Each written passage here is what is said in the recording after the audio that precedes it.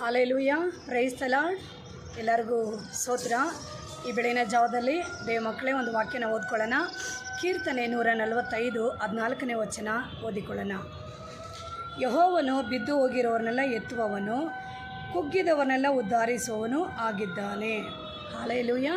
ದೇವ್ರ ವಾಕ್ಯ ಹೇಳುತ್ತೆ, ಯೆಹೋವನು ಬಿದ್ದು ಹೋಗಿರೋರೆಲ್ಲ ಎತ್ತುವನು, ಕುಗ್ಗಿ ಹೋದವನ್ನೆಲ್ಲ ಉದ್ಧಾರಿಸುವನು. ಈ ದಿನಗಳಲ್ಲಿ ಯಾವ ವಿಷಯಗಳಲ್ಲಿ ನಾವು ಬಿದ್ದೋಗಿದ್ದೀರಂದರೆ, ಹೌದು, ಈ ಕೊನೆ ಕಾಲಗಳಲ್ಲಿ ಅನೇಕ ಜನರು ಪ್ರಾರ್ಥನೆಗಳು ಮಾಡದೆ ಪ್ರಾರ್ಥನೆಗಳಲ್ಲಿ ಬಿದ್ದೋಗಿರ್ತಾರೆ. ದೇವರ ನಾಮದಲ್ಲಿ ಅವರ ಸಮ್ಮುಖದಲ್ಲಿ ನಾವು ಮಾಡಬೇಕಾಗಿರೋಂಥ ಅನೇಕ ಭಕ್ತಿ ಕಾರ್ಯಗಳು ಈ ದಿನದಲ್ಲಿ ಬಹಳ ಉಂಟು. ದೇವ ಮಕ್ಕಳೇ, ಪ್ರಾರ್ಥನೆಗಳು ಮಾಡದೆ ಬಿದ್ದೋಗಿರ್ತಾರೆ, ಬೈಬಲ್ನ ಓದದೆ ಬಿದ್ದೋಗಿರ್ತಾರೆ, ಉಪವಾಸಗಳು ಮಾಡದೆ ಬಿದ್ದೋಗಿರ್ತಾರೆ, ದೇವರನ್ನ ಆರಾಧನೆ ಮಾಡದೆ ಬಿದ್ದೋಗಿರ್ತಾರೆ, ದೇವರಿಗೆ ಕೊಡಬೇಕಾಗಿರೋಂಥ ಸ್ಥಾನಮಾನಗಳನ್ನ ಕೊಡದೆ ಬಿದ್ದೋಗಿರ್ತಾರೆ. ಲೌಕಿಕವಾದ ಕಾರ್ಯಗಳಲ್ಲಿ ಅಥವಾ ಚಿಂತೆಗಳಲ್ಲಿ, ಕಷ್ಟಗಳಲ್ಲಿ, ಅನೇಕ ಕುಟುಂಬದ ಭಾರ, ಪ್ರಪಂಚದ ಆಸೆಗಳು, ವಿಧವಾದ ಕಾರ್ಯಗಳಲ್ಲಿ ಇವತ್ತು ಅನೇಕ ಜನರು ಬಿದ್ದೋಗಿರ್ತಾರೆ. ಆದರೆ ದೇವ್ರ ವಾಕ್ಯ ಹೇಳುತ್ತೆ, ಯೆಹೋವನು ಬಿದ್ದು ಹೋಗಿರೋವನ್ನೆಲ್ಲ ಎತ್ತುವನು. ಆಗ ಯಾವ ವಿಷಯದಲ್ಲಿ ನಾವು ಬಿದ್ದೋಗಿರ್ತಾರೋ ಆ ವಿಷಯಗಳೆಲ್ಲ ನಾವೇನು ಮಾಡಬೇಕು? ದೇವರ ಪಾದದಲ್ಲಿ ನಾವು ಸಹಾಯವನ್ನು ಕೇಳಬೇಕು. ಯೇಸುವೇ, ಪ್ರಾರ್ಥನೆ ಮಾಡೋಕ್ಕಾಗದೆ ನಾನು ಈ ರೀತಿಯಾಗಿ ಬಿದ್ದೋಗಿದ್ದೀನಲ್ಲ, ಬಿದ್ದಿರೋಂಥ ಈ ಸ್ಥಳದಿಂದಲೂ ನನ್ನ ಮತ್ತೆ ಎಬ್ಬರಿಸಪ್ಪ ಅಂದ್ಬಿಟ್ಟು ನಾವು ಪ್ರಾರ್ಥನೆ ಮಾಡಬೇಕು. ನಾನು ಬೈಬಲ್ ಓದೋದೇ ಬಿದ್ದೋಗಿದ್ದೀನಿ ದೇವರೇ, ಇದರಿಂದ ಪುನಃ ನನ್ನನ್ನು ಮೇಲಕ್ಕೆ ಎತ್ತಿರಿ. ಉಪವಾಸ ಮಾಡೋದೇ ಬಿದ್ದೋಗಿದ್ದೀನಿ, ಇದರಿಂದ ನನ್ನ ನೀವು ಮೇಲೆ ಎತ್ತಿರಿ. ಮತ್ತು ನೀತಿ ಕಾರ್ಯಗಳಲ್ಲಿ ಕೂಡ ನಾನು ಏನು ಮಾಡಿದ್ದೀನಿ, ಅನೇಕ ಸಮಯಗಳಲ್ಲಿ ನೀತಿ ಕಾರ್ಯಗಳನ್ನು ಮಾಡದೆ ಆ ಕಾರ್ಯಗಳಲ್ಲಿ ಕೂಡ ನಾನೇನಾಗಿದ್ದೀನಿ, ಬಿದ್ದೋಗಿದ್ದೀನಿ. ಈ ರೀತಿಯಾಗಿ ಒಂದೊಂದು ಕಾರ್ಯಗಳನ್ನ ನಾವು ದೇವರ ಬಳಿಯಲ್ಲಿ ನಾವು ಹೇಳಬೇಕು. ದೇವರಿಗೆ ಮಾಡಬೇಕಾದ್ರೆ ಎಲ್ಲ ಭಕ್ತಿ ವಿಧವಾದ ಕಾರ್ಯಗಳಲ್ಲಿ ನಾವು ಬಿದ್ದೋಗಿರ್ತೀರಿ. ಈ ಕೊನೆ ಕಾಲದಲ್ಲಿ ಮಾಡೋಕ್ಕೆ ಆಸೆ ಇರುತ್ತೆ, ಆದರೆ ಮಾಡೋಕ್ಕಾಗ್ತಾಯಿಲ್ಲ.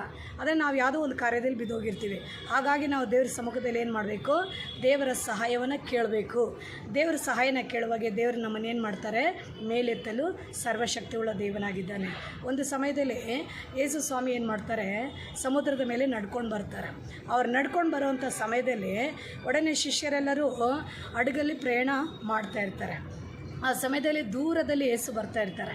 ಏಸು ದೂರದಲ್ಲಿ ಬರುವಾಗೆ ಏಸನ್ನ ನೋಡಿ ಏನು ಮಾಡ್ತಾರೆ? ಶಿಷ್ಯರೆಲ್ಲರೂ ಭಯಪಡ್ತಾರೆ. ಹಾಗೆ ಭಯಪಡುವಾಗ ಏಸು ಸ್ವಾಮಿ ಏನು ಮಾಡ್ತಾರೆ? ನಾನು ಅಂದ್ಬಿಟ್ಟು ಮಾತಾಡಿ ಧೈರ್ಯ ಹೇಳ್ತಾರೆ. ಆಗ ಒಡನೆ ಪೇತ್ರು ಏನು ಮಾಡ್ತಾನೆ? ಯೇಸುವೇ, ನೀನೇ ಆದರೆ ನಾನು ಸಮುದ್ರದ ಮೇಲೆ ನಡೆದು ಬರೋಕ್ಕೆ ನನಗೆ ಅಪ್ಪಣೆ ಕೊಡು ಅಂತಾನೆ. ಆಗ ಒಡನೆ ಯೇಸು ಸ್ವಾಮಿ ಏನು ಮಾಡ್ತಾರೆ? ಬಾಂದ್ ಕರೀತಾರೆ. ಒಡನೆ ಪೇತ್ರು ಏನು ಮಾಡ್ತಾನೆ? ಹಡಗನ್ನು ಬಿಟ್ಟು ತನ್ನ ಕಾಲುಗಳನ್ನ ಸಮುದ್ರದ ಮೇಲೆ ಇಡ್ತಾರೆ. ಸಮುದ್ರದ ಮೇಲೆ ಇಟ್ಟು ಯೇಸುನ ನೋಡಿಕೊಂಡೇ ಆತನೇನು ಮಾಡ್ತಾ ಇರ್ತಾನೆ? ಆ ನೀರಿನ ಮೇಲೆ ನಡ್ಕೊಂಡು ಹೋಗ್ತಾನೆ. ನಡ್ಕೊಂಡು ಹತ್ರ ಹೋಗುವಾಗೆ ಒಡನೆ ಯೇಸುವನ್ನು ನೋಡೋದನ್ನು ಬಿಟ್ಟು ಏನು ಮಾಡ್ತಾನೆ? ಆತನು ಎಡಗಡೆ ಬಲಗಡೆ ನೋಡಿಬಿಡ್ತಾನೆ. ಗಾಳಿ ತುಂಬ ವೇಗವಾಗಿ ಗಾಳಿ ಬೀಸುವಾಗೆ ಗಾಳಿನ ನೋಡ್ತಾನೆ. ನೋಡಿದ ಕೂಡಲೇ ಏನಾಯಿತು? ಆತ ನೀರು ಒಳಗಡೆ ಹಾಗೇ ಕೆಳಗಡೆ ಹೋಗ್ಬಿಡ್ತಾನೆ. ಆದರೆ ಒಡನೆ ಯೇಸು ಸ್ವಾಮಿ ಏನು ಮಾಡ್ತಾರೆ ಗೊತ್ತಾ?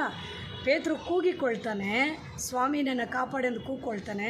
ಒಡನೆ ಯೇಸು ಸ್ವಾಮಿ ಏನು ಮಾಡ್ತಾರೆ? ತನ್ನ ಕೈಗಳನ್ನ ಚಾಚಿ ಪೇತ್ರನ ಮೇಲೆತ್ತಾರೆ. ಮೇಲೆತ್ತಿ ಆಗ ಇಬ್ಬರು ಏನು ಮಾಡ್ತಾರೆ? ಹಡಗಲ್ಲಿ ಬಂದು ಪ್ರಯಾಣ ಬೆಳೆಸ್ತಾರೆ. ಹಾಲೆಲೂಯ. ಅದೇ ಥರನೇ ಪೇತ್ರನ ಕರಚಾಚಿ ಮೇಲೆತ್ತಿದ್ದ ದೇವರು ನಮ್ಮನ್ನು ಸಹ ಈ ದಿನಗಳಲ್ಲಿ ಏನು ಮಾಡ್ತಾರೆ? ಅವರು ಕರಚಾಚಿ ಮೇಲೆತ್ತಲು ಸರ್ವಶಕ್ತಿಯುಳ್ಳ ದೇವರಾಗಿದ್ದಾರೆ. ಯಾವ ವಿಷಯಗಳಲ್ಲಿ ಬಿದ್ದೋಗಿದ್ದೀರಾ? ಸ್ವಲ್ಪ ಯೋಚನೆ ಮಾಡಿ ದೇವರ ಪಾದದಲ್ಲಿ ನೀವು ಪ್ರಾರ್ಥನೆ ಮಾಡಿ ದೇವರ ಸಹಾಯವನ್ನು ಕೇಳುವಾಗೆ ದೇವರು ತನ್ನ ಪರಾಕ್ರಮವುಳ್ಳ ಕರಗಳನ್ನು ಚಾಚಿ ಬಿದ್ದಿರೋಂಥ ಸ್ಥಳದಲ್ಲೇ ತನ್ನ ಕರಗಳನ್ನು ಚಾಚಿ ದೇವರು ಏನು ಮಾಡ್ತಾರೆ? ನಿಮ್ಮನ್ನು ಮೇಲೆತ್ತಲು ಆತ ನಿನ್ನ ಪಕ್ಕದಲ್ಲೇ ನಿಂತ್ಕೊಂಡಿರ್ತಾನೆ. Hallelujah, hallelujah. ಮತ್ತು ಅನೇಕರು ಪಾಪಗಳಲ್ಲಿ ಬಿದ್ದೋಗಿರ್ತಾರೆ. ಪಾಪಗಳೆಲ್ಲಂದರೆ ಅನೇಕರು ಇವತ್ತು ಲೋಕದ ಎಷ್ಟೋ ನಾನಾ ವಿಧವಾದ ಪಾಪಗಳು ಎಲ್ಲಿ ನೋಡಿದ್ರೆ ಇವತ್ತು ಪಾಪ ಹೆಚ್ಚಾಗಿದೆ. ಭಕ್ತಿ ಮಾಡೋಕ್ಕೆ ಆಗದಾಗೆ, ಪರಿಶುದ್ಧವಾಗಿ ಜೀವಿಸೋಕ್ಕೆ ಆಗದಾಗೆ, ದೇವರಿಗಾಗಿ ಒಂದು ಮಹಿಮೆಯಾದ ಒಂದು ಬದುಕು ಜೀವನ ನಡೆಸೋಕ್ಕೆ ಆಗದಾಗೆ ಅನೇಕರು ಏನು ಮಾಡಿರ್ತಾರೆ? ಈ ದಿನಗಳಲ್ಲಿ ಪಾಪಗಳಲ್ಲಿ ಬಿದ್ದೋಗಿರ್ತಾರೆ. ಆ ಬಿದ್ದೋಗಿರೋ ಸ್ಥಳದಲ್ಲೇ ನಾವು ಮತ್ತೆ ಏನು ಮಾಡಬೇಕು, ಅಲ್ಲೇ ಇದ್ದು ಬಿಡಬಾರ್ದು. ಯಾಕಂದರೆ ನಾವು ಅಲ್ಲೇ ಇದ್ದರೆ ಇನ್ನೂ ಹೆಚ್ಚು ಹೆಚ್ಚು ಪಾಪ ಮಾಡುತ್ತಾ ನಾವು ಹಾಳಕ್ಕೆ ಹೋಗ್ಬಿಡ್ತೀವಿ. ಹಾಗಾಗಿ ಬಿದ್ದಿರೋಂಥ ಅನೇಕ ವಿಧವಾದ ಪಾಪಗಳಲ್ಲಿ ಒಡ್ಡನೆ ನಾವೇನು ಮಾಡಬೇಕು, ಒಂದು ಆಲೋಚನೆ ಮಾಡಿ ದೇವರ ಸಹಾಯವನ್ನು ಕೇಳಬೇಕು. ದೇವ, ಈ ಪಾಪಗಳಲ್ಲಿ ನಾನು ಬಿದ್ದೋಗಿದ್ದೀನಿ, ಇಲ್ಲಿಂದ ನೀವು ನನ್ನನ್ನು ಮೇಲೆತ್ತಬೇಕಪ್ಪ, ಸಹಾಯ ಮಾಡಬೇಕು ಅಂದ್ಬಿಟ್ಟು ದೇವರ ಪಾದದಲ್ಲಿ ಮನಪೂರ್ವಕವಾಗಿ ನಾವು ಪ್ರಾರ್ಥನೆ ಮಾಡಿ ದೇವರ ಪಾದದಲ್ಲಿ ನಾವು ಕೇಳುವಾಗೆ ದೇವರೇನು ಮಾಡ್ತಾರೆ, ನಾವು ಯಾವ ಪಾಪಗಳಲ್ಲಿ ಬಿದ್ದಿದ್ರು ಆ ಸ್ಥಳದಿಂದಲೂ ದೇವರು ನಮ್ಮನ್ನು ಮೇಲೆತ್ತಲು ಸರ್ವಶಕ್ತಿಯುಳ್ಳ ದೇವನಾಗಿದ್ದಾನೆ. ಹಲ್ಲೆಲೂಯಾ. ಹೌದು, ಎಷ್ಟೋ ಜನಗಳು ಪಾಪಗಳಲ್ಲಿ ಬಿದ್ದಿರ್ತಾರಲ್ಲ, ಆ ಸ್ಥಳದಿಂದ ದೇವರು ಅವ್ರನ್ನ ಮೇಲೆತ್ತಿರ್ತಾನೆ. ಹಾಗಾಗಿ ಅನೇಕ ಜನಗಳು ಈ ದಿನಗಳಲ್ಲಿ ಏನು ಮಾಡ್ತಾರೆ, ಸಾಕ್ಷಿಗಳನ್ನ ಕೊಡ್ತಾರೆ. ನಾನು ಇಂಥ ಪಾಪದಲ್ಲಿದ್ದೆ, ಏಸು ಸ್ವಾಮಿ ನನ್ನ ಬಿಡುಗಡೆ ಮಾಡಿದ್ರು, ಇಂಥ ಒಂದು ಅಪರಾಧದಲ್ಲಿದ್ದೆ, ಏಸಪ್ಪ ನನ್ನ ಬಿಡುಗಡೆ ಮಾಡಿದ್ರು ಅಂದ್ಬಿಟ್ಟು ಎಷ್ಟೋ ಜನ ಇವತ್ತು ಸಭೆಗಳಲ್ಲಿ, ಕೂಟಗಳಲ್ಲಿ, ಅನೇಕ ಸ್ಥಳಗಳಲ್ಲಿ ಸಾಕ್ಷಿ ಹೇಳೋದನ್ನು ನಾವು ಕೇಳ್ತೀವಲ್ವ. ಹಾಗಾಗಿ ಎಷ್ಟೇ ಪಾಪಗಳಲ್ಲಿ ನಾವು ಬಿದ್ದೋಗಿದ್ರು ಅಲ್ಲಿಂದ ನಮ್ಮನ್ನು ಮೇಲೆ ತೆಗೆಯಲು ಏಸು ಸ್ವಾಮಿ ಬಹಳ ಶಕ್ತಿಯುಳ್ಳ ದೇವನಾಗಿರ್ತಾನೆ. ಅದು ಪಾಪಗಳಾಗಿರ್ಬೋದು, ಅಥವಾ ಒಂದು ಭಕ್ತಿ ಜೀವಿತಗಳನ್ನು ಮಾಡದೆ ಬೇರೆ ಬೇರೆ ಒಂದು ಕುಟುಂಬ ಕಾರ್ಯ, ಒಂದು ಲೋಕದ ಆಸೆ, ಅಥವಾ ಸಾಲ, ರೋಗ, ಅನೇಕ ಹೋರಾಟಗಳಲ್ಲಿ ನಾವು ಬಿದ್ದಿದ್ರು ಕರ್ತನು ಎಲ್ಲದರಿಂದಲೂ ನಮ್ಮನ್ನು ಮೇಲೆ ತೆಗೆಯಲು ಆತನು ಮಹಾಶಕ್ತಿಯುಳ್ಳ ದೇವರು ಆಗಿದ್ದಾನೆ ಮಕ್ಕಳೇ. ಹಾಗಾಗಿ ಯಾರೊಬ್ಬರು ಹಿಂಜಾರಿ ಹೋಗಿದ್ರೂ ಪರವಾಗಿಲ್ಲ, ದೇವರು ಸಹಾಯನ ಕೇಳಿರಿ. ದೇವರೇ, ನಾನು ಹಿಂಜಾರು ಹೋಗಿದ್ದೀನಿ, ಮತ್ತೆ ನನ್ನನ್ನು ನೀವು ಏನು ಮಾಡಬೇಕು, ಆ ಸ್ಥಳದಿಂದ ನಿಮ್ಮ ಕಡೆ ತಿರುಗಿಸಿ ಆ ಸ್ಥಾನದಿಂದ ನಾನು ಮತ್ತೆ ಮೇಲಕ್ಕೆ ಬರೋಕ್ಕೆ ನನಗೆ ಸಹಾಯ ಮಾಡಿರಿ, ನನಗೆ ಕೃಪೆ ಮಾಡಿರಿ ಅಂದ್ಬಿಟ್ಟು ನೀವು ಯೇಸುವಿನ ನಾಮವನ್ನು ಹೇಳಿ ನೀವು ಪ್ರಾರ್ಥಿಸುವುದಾದರೆ ನಿಜವಾಗಲೂ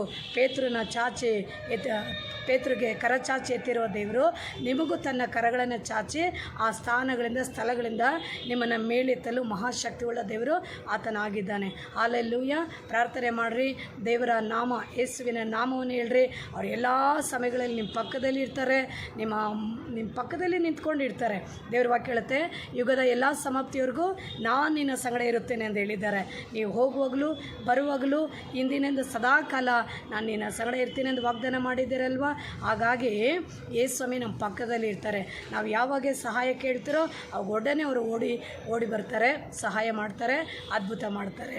ಭಯಪಡಬೇಡಿ, ಸಂತೋಷವಾಗಿರ್ರಿ, ಯೇಸು ಮೇಲೆ ವಿಶ್ವಾಸವಾಗಿರ್ರಿ, ಭರವಸೆ ಉಳ್ಳವರಾಗಿರ್ರಿ, ನಂಬಿಕೆ ಇಡ್ರಿ. ಈ ಕೊನೆ ಕಾಲದಲ್ಲಿ ಆದಷ್ಟು ಬೇಗ ದೇವ್ರ ಕಡೆ ತಿರುಗಿಕೊಡ್ರಿ, ದೇವ್ರ ಪಾದದಲ್ಲಿ ಬಲವಾಗಿ ಎದ್ದು ನಿಲ್ರಿ. ಅನೇಕರು ಬಿದ್ದು ಹೋಗಿರೋವನ್ನೆಲ್ಲ ನೀವು ಎತ್ತುವಂಥ ಒಂದು ಸ್ಥಿತಿಯಲ್ಲಿ ನೀವು ಬಂದು ನಿಲ್ಲತಕ್ಕದಾಗಿರಬೇಕೆಂದೇ ದೇವರು ಇಷ್ಟಪಡ್ತಾನೆ. ದೇವ ಮಕ್ಕಳೇ, ಹಲ್ಲೆಲೂಯಾ. ಈ ಬೆಳಗಿನ ಜಾವದಲ್ಲಿ ಈ ವಾಕ್ಯವನ್ನು ಕೇಳಿಕೊಂಡಿರುವಂಥ ನಿಮ್ಮ ಪ್ರತಿಯೊಬ್ಬರನ್ನ ಯೇಸು ಸ್ವಾಮಿ ಅಧಿಕವಾಗಿ ಆಶೀರ್ವದಿಸಲಿ. ಒಂದು ಸಣ್ಣ ಪ್ರಾರ್ಥನೆ ಮಾಡೋಣ. ಸರ್ವಶಕ್ತನಾಗಿರೋ ದೇವರೇ, ಈ ಬೆಳಗಿನ ಜಾವದಲ್ಲಿ ಈ ವಾಕ್ಯಗಳನ್ನು ಕೇಳಿಕೊಂಡಿರೋಂಥ ಎಲ್ಲ ಮಕ್ಕಳಿಗಾಗಿ ಸ್ತೋತ್ರ ಅಪ್ಪ. ಯಾರ್ಯಾರು ಯಾವ್ಯಾವ ಸ್ಥಿತಿಯಲ್ಲಿ ಬಿದ್ದೋಗಿದ್ದಾರೋ ಆ ಎಲ್ಲ ಸ್ಥಿತಿಗತಿಗಳಿಂದಲೂ ನೀನೇ ಕರಚಾಚಿ ಅವ್ರಗಳ ಮೇಲೆ ತೆಗಿಬೇಕಾಗಿ ಪ್ರಾರ್ಥನೆ ಮಾಡ್ತೀನಪ್ಪ. ಮತ್ತು ಅವ್ರಗಳನ್ನ ಬಲಪಡಿಸಿರಿ, ಅವ್ರನ್ನ ಅಭಿಷೇಕಿಸಿರಿ, ಮತ್ತು ಅವ್ರಿಗೆ ಅಧಿಕವಾದ ಶಕ್ತಿಯನ್ನು ಕೊಟ್ಟು ಕರ್ತನೆ ಅವ್ರುಗಳು ಮತ್ತೆ ಎದ್ದು ನಿನ್ನ ಕಡೆ ತಿರುಗಿಕೊಂಡು ನಿನ್ನ ನಾಮನ ಅಧಿಕವಾಗಿ ಮಹಿಮೆ ಪಡಿಸುವಂಥ ಮಕ್ಕಳಾಗಿ ಕಾಣಿಸಿಕೊಳ್ಳೋಕ್ಕೆ ಸಹಾಯ ಮಾಡಿರಿ. ಎಲ್ಲರನ್ನ ಆಶೀರ್ವದಿಸ್ರಿ, ನಿಮ್ಮ ಕರಗಳಲ್ಲಿ ಒಪ್ಪಿಸ್ಕೊಡ್ತೀವಿ. ಪ್ರಾರ್ಥನೆ ಕೇಳಾಗೆ ಮಾಡಿದಗಾಗಿ ಸ್ತೋತ್ರ, ಯೇಸು ನಾಮದಲ್ಲಿ ತಂದೆ, ಆಮೆನ್. ಈ ವಿಡಿಯೋನ ನೋಡಿಕೊಂಡಿರುವಂಥ ಪ್ರತಿಯೊಬ್ಬರು ಸಬ್ಸ್ಕ್ರೈಬ್ ಮಾಡಿ, ಲೈಕ್ ಮಾಡಿ. God bless you. ಆಮೆನ್.